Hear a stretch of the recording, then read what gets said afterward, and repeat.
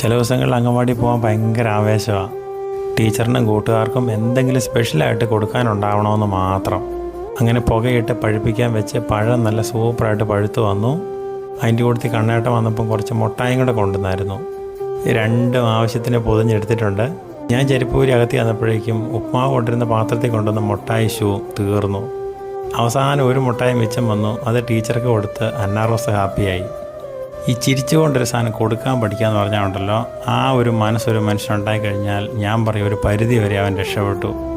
എന്നെ അത്ഭുതപ്പെടുത്തിയ കാഴ്ച എന്ന് പറഞ്ഞാൽ ആ വേസ്റ്റ് കടലാസം കൊണ്ട് അന്നാറോസ് നടത്തിയ ഓട്ടോ യാത്രയും തന്നെയായിരുന്നു. ആ അംഗൻവാടിയിലുണ്ടായിരുന്ന ഓരോ മക്കളും ആ യാത്ര കണ്ടിന്യൂ ചെയ്യുന്നുള്ളതാണ്. ഒരു കാര്യം ഉറപ്പിച്ചു, വീട്ടിൽ ഇതുപോലത്തെ ഒരു 3-4 വേസ്റ്റ് ബാസ്ക്കറ്റ് പല സ്ഥലത്തായിട്ട് വാങ്ങി വെക്കണം. ടീച്ചർ പ്രത്യേകിച്ച് പറഞ്ഞിട്ടൊന്നുമല്ല കേട്ടോ, അവരുടെ കുഞ്ഞു മനസ്സിലറിയാം വേസ്റ്റ് ഇടേണ്ടത് വേസ്റ്റ് ബാസ്ക്കറ്റിലാണെന്നുള്ളത്. ഒരു കൾച്ചറൊക്കെ എന്ത് മനോഹരമായിട്ടാണ് ബിൽഡ് ചെയ്യപ്പെട്ടുകൊണ്ടിരിക്കുന്നത്. അതിനുശേഷം പ്രാർത്ഥിച്ചു, പ്രതിജ്ഞ ചൊല്ലി, പഴം തിന്നു. രാവിലെ തിരക്ക് പിടിച്ച ഓട്ടത്തിനിടയ്ക്കും ഇതെല്ലാം കൂടെ കണ്ട് ഒരു 10-15 മിനിറ്റ് ഇവരുടെ കൂടുതൽ സ്പെൻഡ് ചെയ്തപ്പോഴേക്കും ഉണ്ടല്ലോ, എനിക്ക് വന്ന സമാധാനം പറഞ്ഞറിയിക്കാൻ പറ്റാത്തതാണ്. വായിലൊട്ടിപ്പിടിച്ച മുട്ടായി എടുത്ത് കളയുന്ന ടീച്ചർ, അടുക്കി വെച്ചിരിക്കുന്ന ചെരുപ്പുകൾ, മത്സരിച്ച് പഴം തിന്നുകൊണ്ടിരിക്കുന്ന മക്കൾ.